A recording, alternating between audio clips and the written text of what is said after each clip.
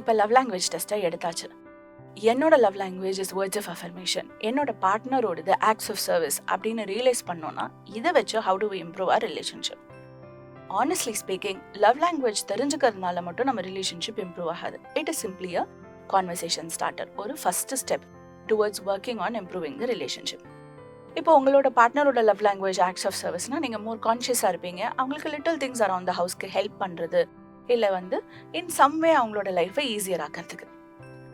But at any point in time நம்ம எல்லாருமே எல்லா லவ் லாங்குவேஜஸையும் தானே யூஸ் பண்ணுறோம். நமக்கு ஃபிசிக்கல் டச்சும் வேணும், கிஃப்ட்ஸும் வேணும், ஆக்ட்ஸ் ஆஃப் சர்வீஸும் வேணும். ஸோ அந்த ஒரு லவ் லாங்குவேஜ் எது அவங்களோட ப்ரைமரி லவ் லாங்குவேஜ்னு அந்த டெஸ்ட்டில் ஐடென்டிஃபை பண்ணுறீங்களோ அதை மட்டும் நீங்கள் ஃபோக்கஸ் பண்ணீங்கன்னா ஒரு பாயிண்ட் இன் டைமுக்கு அப்புறம் என்ன ஆகும், அந்த ரிலேஷன்ஷிப்பில் ஓகே ஆக்ட்ஸ் ஆஃப் சர்வீஸ் எல்லாம் ஓகே, ஆனால் ஒரு ஐ லவ் யூ சொல்லக்கூடாதா அப்படின்னு வேர்ட்ஸ் ஆஃப் அஃபர்மேஷனுக்கு இயங்க ஆரம்பிச்சிருவாங்க. ஸோ எது டெஃபிசிட் ஆகுதோ அதை நம்ம கிரேவ் பண்ண ஆரம்பிச்சிடும். அப்போ நம்ம லவ் லாங்குவேஜ் மாறிடும்.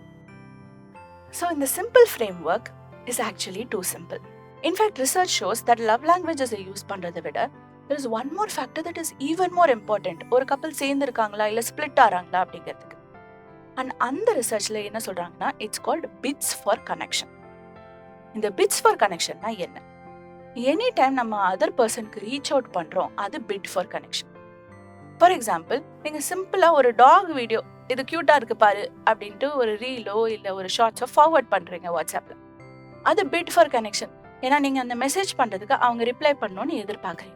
அதை வச்சுட்டு அந்த டாக் வீடியோ பற்றி பேசுறது, ரெண்டு பேரும் சேர்ந்து லாஃப் பண்ணுறது, அந்த ஒரு எக்ஸ்பெக்டேஷனோட தான் நீங்கள் அந்த மீமை ஷேர் பண்ணுறீங்க. அகெயின் இது ரொமான்டிக் ரிலேஷன்ஷிப்பாக இருக்கணும்னு அவசியம் கிடையாது. உங்கள் அம்மா ஃபோன் பண்ணிட்டு ஏய் சாப்பிட்டியா நீ லஞ்சு அப்படின்னு கேட்டாங்கன்னா that is her bit for connection. ஒரு ரிலேஷன்ஷிப்பில் ஒரு பிட் ஃபார் கனெக்ஷன் விடுறோன்னா அந்த பிட்டுக்கு என்ன மாதிரி ரெஸ்பாண்ட் பண்ணலாம்? 3 விதமாக ரெஸ்பாண்ட் பண்ணலாம்.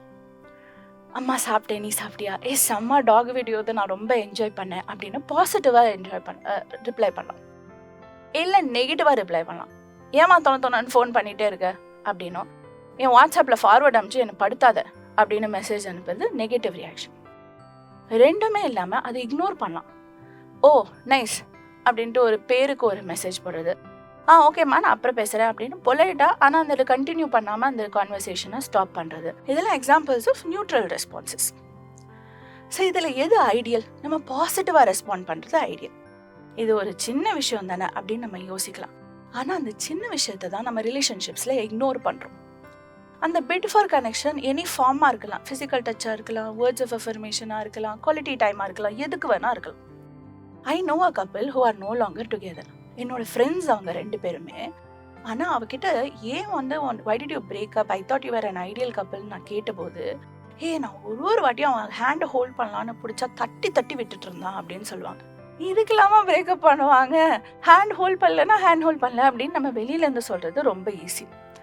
ஆனால் ஒரு வாட்டி கையை தட்டி விட்டதுனால அவங்க பிரேக்கப் ஆகல. அவங்க ஒரு 100 times in 100 different situations அந்த ஃபிசிக்கல் டச்சுக்கு ரீச் அவுட் பண்ணியிருப்பாங்க.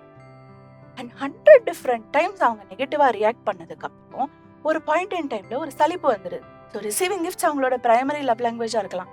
ஆனால் கிஃப்ட் நீ என்ன வாங்கி கொடுத்தாலும் ஒரு கை பிடிச்சிக்க கூடாதா அப்படிங்கிறச்சே ஆட்டோமேட்டிக்காக அந்த ரிலேஷன்ஷிப்பில் ஒரு டிஸ்டேஸ்ட் வந்துடுது. சில பேர் இந்த லவ் லாங்குவேஜஸ்ங்கிற கான்செப்டை லவ் நியூட்ரிஷன் அப்படின்னு ரீவர்ட் பண்ணுறாங்க. And that is a for more interesting idea. நம்மளோட டயட்டில் நம்ம நியூட்ரிஷனில் நமக்கு ப்ரோட்டீன்ஸ் வேணும், கார்ப்ஸ் வேணும், எல்லா டைப்ஸ் ஆஃப் நியூட்ரிஷனுமே கொஞ்சம் கொஞ்சம் வேணும். In fact even if you are trying to lose weight, healthy fats கூட சேர்த்துக்கங்க அப்படின்னு சொல்கிறாங்க. ஸோ ஒரு பேலன்ஸ்டு டயட் இருக்கிறச்சே தான் நம்ம பாடி ஹெல்த்தியாக இருக்கும். அதே மாதிரி உங்கள் ரிலேஷன்ஷிப்பில் பேலன்ஸ்டு இருக்கிறச்சே தான் உங்கள் ரிலேஷன்ஷிப் ஹெல்த்தியாக இருக்கும்.